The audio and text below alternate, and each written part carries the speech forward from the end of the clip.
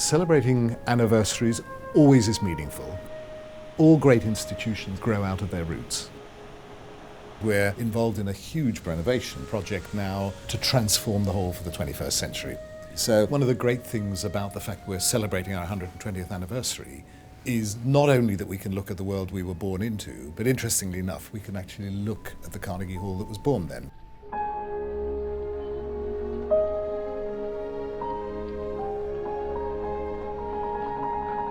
I think one of the reasons why Carnegie Hall is such a magical place and why it is such a magical moment in history is that on the face of it, they did everything wrong.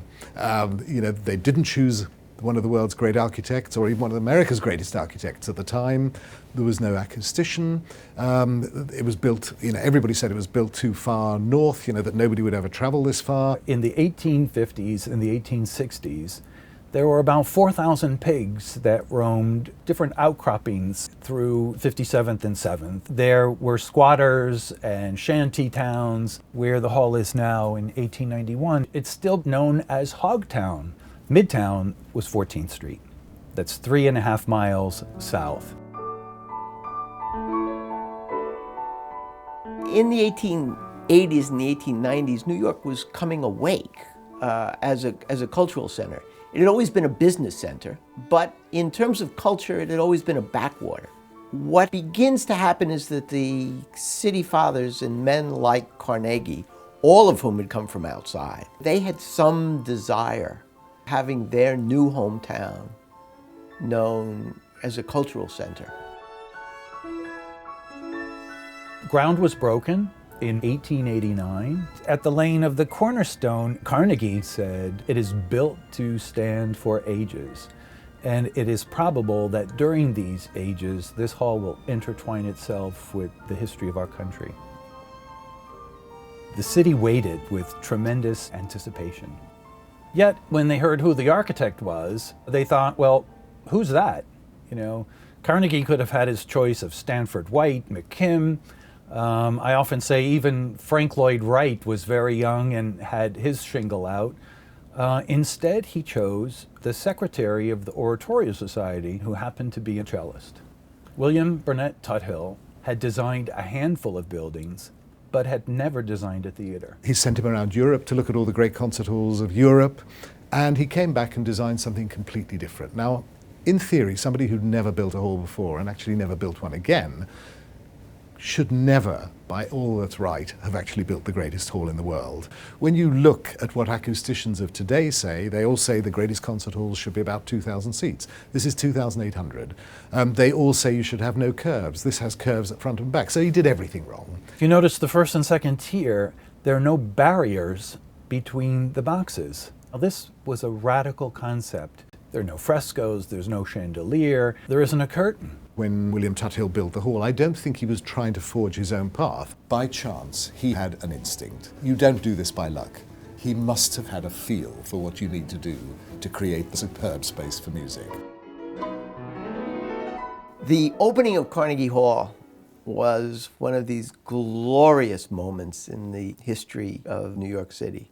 The founders, Carnegie included, were determined to brand this hall. They were going to bring over the most famous musician in the world, Mr. Tchaikovsky. Probably none of us can imagine just how important and iconic Tchaikovsky was. Everybody knew the tunes. It took the world by storm.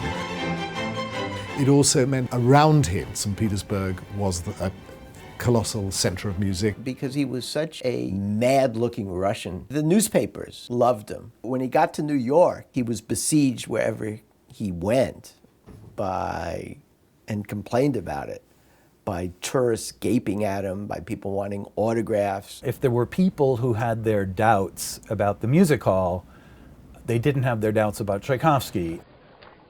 Opening night, everybody was worried, would anybody come? Of course, the place was absolutely packed, horses and carriages everywhere. The newspapers say that the carriages lined up for a mile. The opening night audience, they saw the entire New York Oratorio Society on stage, and the oration began. Damrosch conducted the Leonore Overture No. 3 of Beethoven.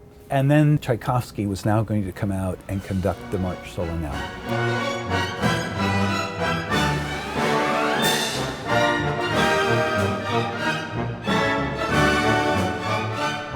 The next day, the newspapers were filled with praise.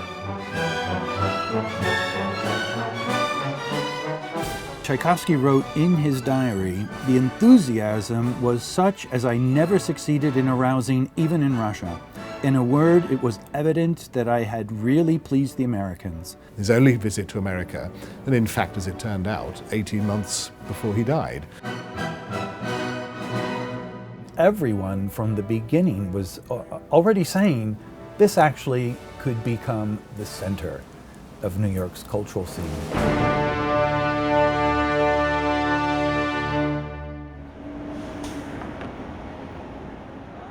We knew we wanted to honor Tchaikovsky because he'd opened the hall, he was such an iconic figure at the time, and in a way that's where our history started. And we also thought that the ideal person to explore that with was Valery Gergiev, with the Mariinsky. Tchaikovsky alone, being so prolific, and one by one he was able to learn how to compose symphonic works, opera, ballet, then instrumental concerti. And not surprisingly, he became the greatest symphonist of his time. We're opening with Tchaikovsky, we're opening with Valery and the Mariinsky, but it's also the focus of our season, exploring Tchaikovsky's world and the world Carnegie Hall was built in. We're not only celebrating Tchaikovsky, but around him. St. Petersburg was one of the truly great centers of music then, and arts and culture. Stravinsky, Prokofiev, Shostakovich, all of them exploring the limits of what a symphony orchestra could do. And I think that's why it was such a spectacular age, and why, again, it couldn't have been a more perfect time for Carnegie Hall to be built.